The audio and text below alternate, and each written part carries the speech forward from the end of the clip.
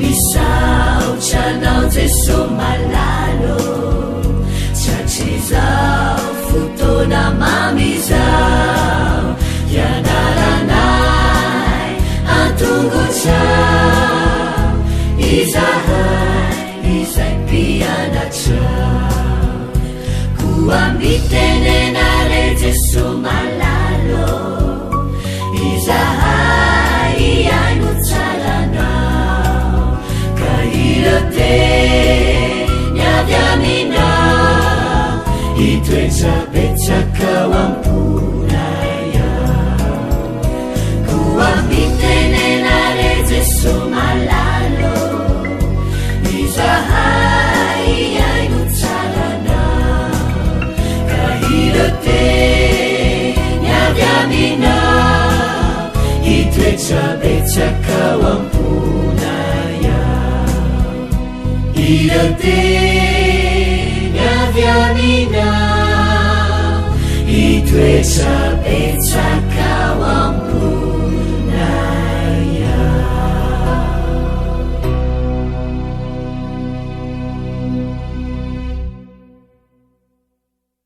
miarabantsika rehetra natratra ty fotoana fiarahany mianatra ny tenin'Andriamanitra ho antanora zokiny ity. Lohatenintsika moa dia hoe mpampiavana. Alohan'ny andinitsika zany dia andeha isika hiara hivavaka.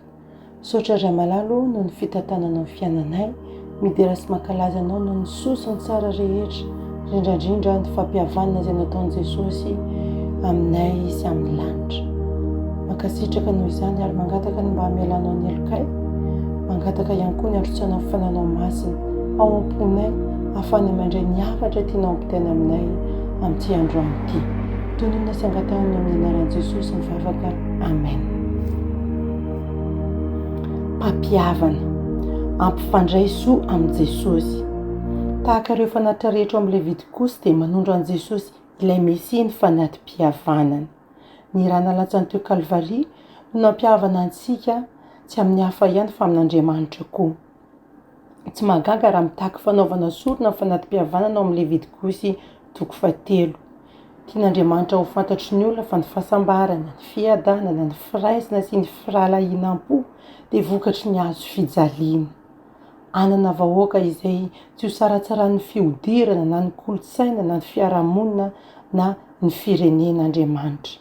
Andeha jerentsika ao amin'ny Efesiana 4:1-4 izay manao hoe amin'ny anaran'i Jesosy fa izo ny fihavanantsika izay nahahiray antsika roa tonta ka nandrava ny hefitry ny fisarahana. Mahaliana fa tafiditra ao amin'ny fiangonana ankehitriny ny fanatim-pihavanana amin'ny alalan'ny fandraisana fanasan'ny tompo. Matetika ny fiangonana Adventista no manao izany rehefa sabata 17.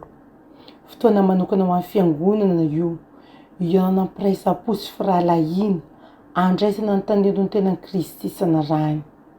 Eo ampibanjinana ny azo fijaliana sy ny zavatra rehetra nataon'i Jesosy ho antsika, ny nidirany teo anivontsika sy ny kolotsaintsika ary ny fiarahamonitsika, ny nanaovantsika tsinotsinona azy kanefa fahasoavana sy fitiavana tsy misy fetra no nasitriny izany dia resy lahatra isika ary voatsindronam-po hanaovan'ny fomba fifandraisantsika amin'ny hafa na dia amin'ireo izay heverina ho fahavalontsika aza.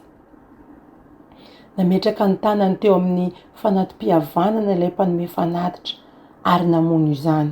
Dia toy izany no nanomezana azy tompomaso momba ny hoavaka nahitany ny sorona mahagaga nataon'i Jesosy ho fampihavanana antsika rehetra ao anatin'ny firalahiana.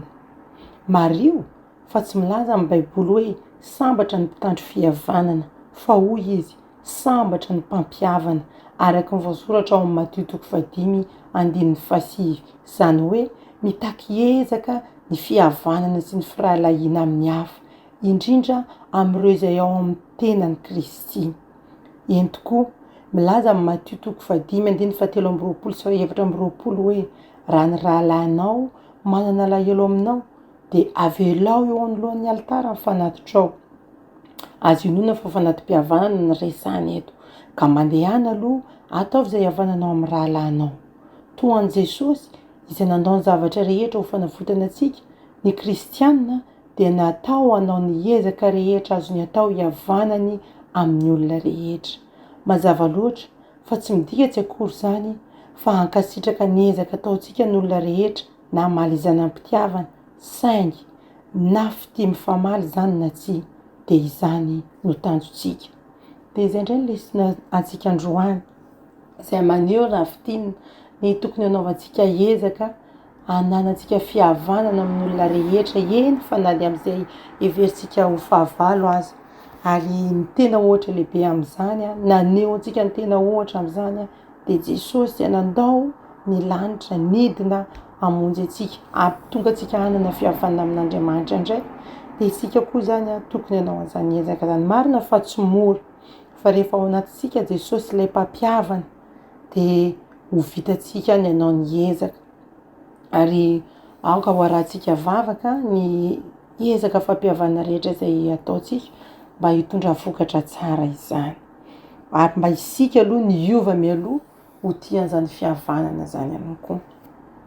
Andetsika hiara-vavaka mankasitraka zay ray malala no zany teninao izany meteza anorotoro ny fo vatonay ary hitoetra ty amponay ianao Jesosy anome anay ny tena fitiavana ka tonga anay ho mpampiavana ho tonga anay ho tiany rahalahy ary ho tia eny na dia ny fahavalo azy ka mba ho hitan'olona eny aminay ny mampianatrao anay.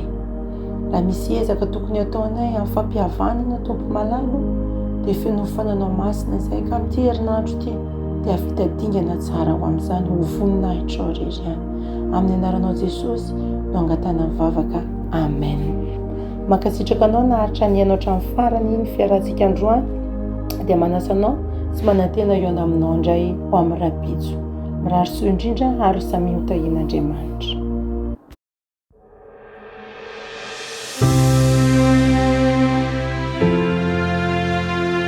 Mianatra eo an-tongotra Jesosy isan'andro.